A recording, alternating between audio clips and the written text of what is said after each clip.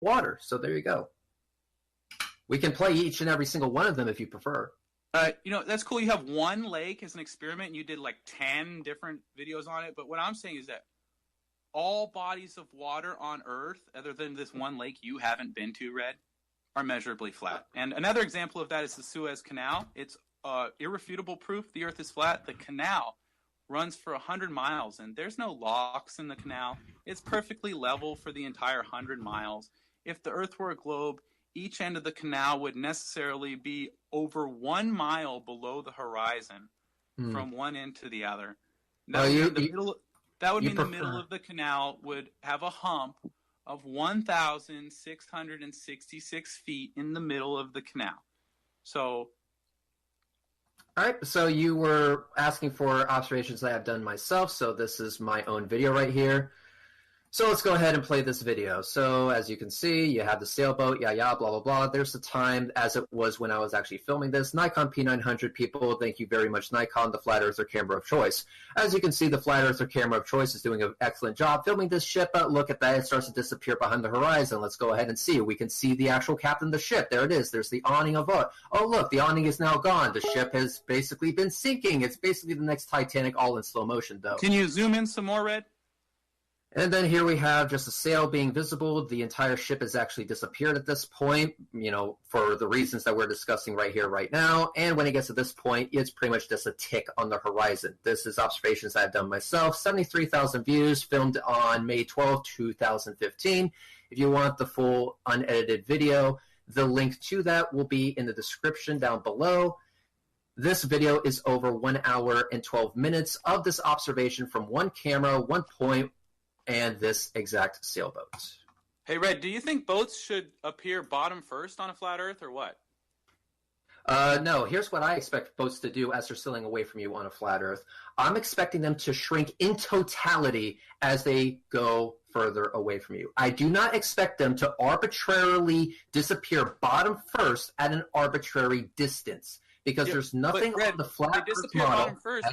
Hang on, I'm not done yet. I'm not done answering your question. Because here's the thing, the long perspective is a thing, and parallel lines, like your line of sight and the ground, will not intersect by definition. The law of perspective states alpha equals 2 times the arc tangent over 2r. Again, all that means is that further away, it's going to appear smaller in your vision. There is nothing in that equation, the law of perspective, that states that objects heading away from you are going to disappear bottom first by a certain amount at a certain distance. It's simply not part of the rule.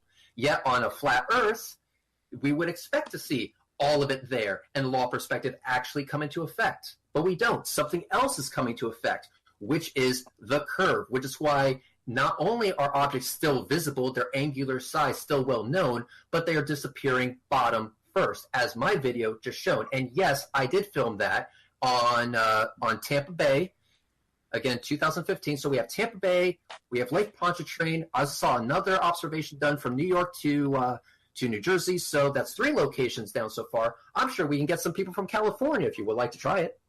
Right, I've done the same experiment. You just need to zoom in on the boat, bro, okay? If it disappears behind the curve, zoom in. It's still there. I've done the experiment. I like how you said that, because I actually did that in this.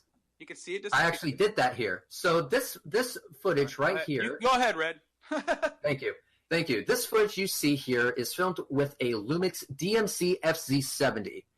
As we're going through the Lumix DMC FZ70, I actually put that flat earther claim to test by switching to a different camera, as you can see here.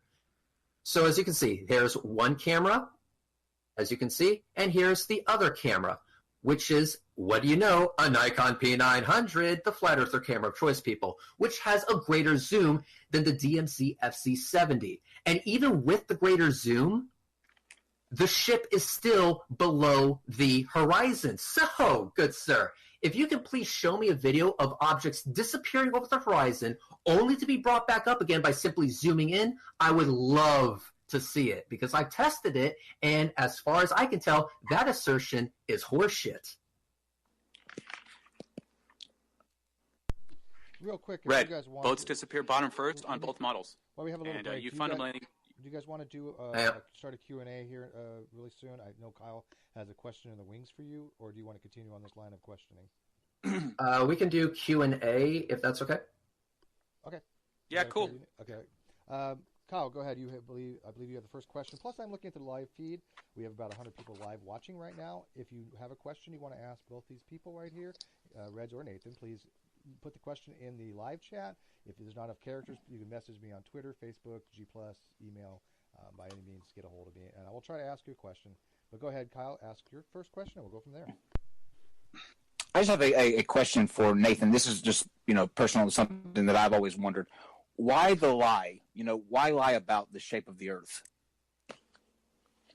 Yeah, well, it's the greatest lie you could tell. If you can convince people the floor moves 1,000 miles an hour and that the earth's a ball but you can't see curvature, you essentially turn all the little 6- and 7-year-olds into really gullible people. And so they'll believe anything you tell them, and they'll eat anything you feed them, and they'll drink anything you give them. And so take the money equation out of your mind, because the elite own all the banks. They do not need more money.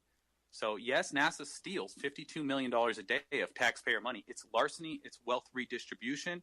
If people knew the truth, they wouldn't allow it. But they're hiding God's creation.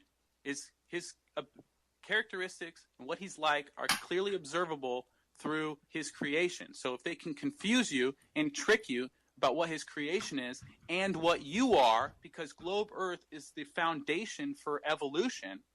And so all these globe Earthers think they're shape-shifting monkey men that are on a spinning ball floating through space. I mean, couldn't you think of anything more ridiculous to teach kids before they know the difference between boys and girls and they don't even have hair on their balls? It's crazy that it's important for kids to know the shape of the earth at 6 years old. I mean, it's such an indoctrination. It's such an obvious indoctrination. And they do it for, to hide God and to hide. If they can convince you that Genesis 1 is stupid when you're 6 years old, why would you read the Bible when you're 7? Why would you read it when you're 8? Red, so all my proof here. I'm sorry. I thought you were finished. Yeah, all my proof here has been purely scientific. I don't have a religious argument for flat Earth. But when people ask why would they lie, you got to understand the devil is the father of lies. So when you look at the curvature formula being 0.666 feet per mile squared, and the tilt of the Earth being an alleged 66.6 degrees, and the Earth moving around the sun alleged 66.6 thousand miles an hour, I just find that all very interesting. And I'm sure Red would just say it's a coinky-dink, but I don't believe in coincidences, and especially not when it comes to mathematics that are made up. If they're all sixes and it's all made up and you can't prove it, there's definitely a conspiracy taking place. And you got the United Nations using a flat Earth map divided into 33 sections. Now, Reds, I don't know if you know why a cult of 33 would be important. I won't even ask you. But 33 is the percentage of angels the devil took down from heaven with him. So when I say all these elite that taught you the Earth's a globe and run NASA and give you all this heliocentric proof, worship the devil. And that's why they cut up a flat Earth map into 33, and they call it the United Nations, and they're united against us and us knowing the truth. And so that's why they lie, brother. All right, let's give Reds a chance to do a rebuttal on that. Real quick, if I may, real quick, you mentioned evolution. Are you, if I can ask, are you a younger creationist? A young Earth? I don't know the age of the Earth. No rock I pick up comes with a state-issued ID. I don't assume carbon dating and the rate that carbon dissipates has always been the same. I think that's faith-based science. Okay, that's fine. I really like to stick with things we can prove when I'm talking about, what I believe in. But I do think that it's not billions of years old, but okay. That's just my belief. Hey, that's how I feel. A little off topic, but thank you for my indulging on that. Reg, go ahead and if you can answer Kyle's question as well from your perspective of why you think that the flat earthers put forth this narrative. So I guess the question is, what do I think of their conspiracy? Well, why do you think they've created this narrative? Well, it's because, I am just going to state the facts, is that they are pretty butthurt that science has actually advanced in the direction that it has, And that to a large number of people, that is driving people away from God. There is a religious influence on it. And so they will come up with anything to get people to question reality itself. Yes, I'm sorry. The fact is that, okay, I'll explain to you this way. This is a Falcon Heavy. The reason why this exists is because you can't pray shit into space. And that pisses off a lot of people.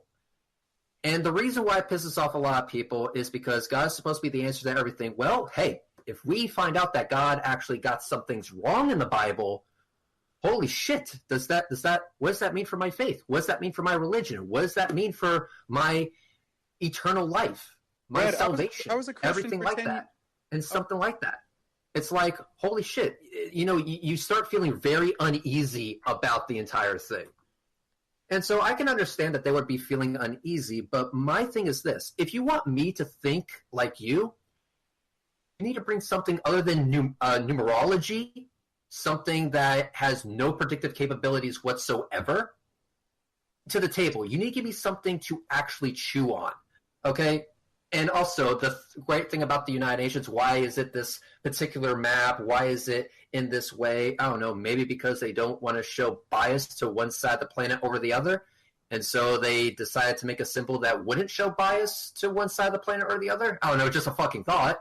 I mean, if I was making the United Nations, which is all over the fucking place, I would include a map that does its damnedest to show, quote, all over the fucking place. I mean, but that is way too fucking reasonable, so maybe I'm just crazy. Hey, Red, maybe you are just crazy, but I'd like to bring up what you said about, science kind of disproving God and stuff. I never said that. I never said that. Okay, well, I was a Christian for 10 years, and I was a globehead the entire time.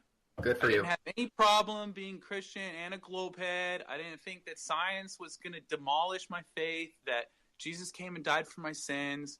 So I reluctantly became a flat earther. Nobody jumps on flat earth and accepts all this ridicule from their friends and family. And for me, major news outlets and celebrities making fun of me. I don't do that because I want to. Okay, it's a reluctant decision to become a flat earther after a scrupulous look at, one, the fakery with NASA, two, the fact the Earth is obviously flat as a mother, and three, we are not moving through space, my brother. We ain't going nowhere. So you're here, you're trapped here inside a dome, and you're stuck here with a bunch of flat earthers, and we're multiplying exponentially, and you can keep digging your feet in sand. It's cool, bro. Believe whatever you want. But I've seen no proof of a spinning ball Earth. All your proof of curvature is you not understanding lines of convergence. And honestly, as you saw with train tracks, right? Yeah. So, it's funny that you say the sun has parallel rays. How do you explain the eclipses? Okay. How do I explain eclipses? You're going to have to elaborate. Our parallel rays, we're working on with your eclipse model, because the path of totality, whoa, with parallel rays, Reds, don't know how that's working for you, bud.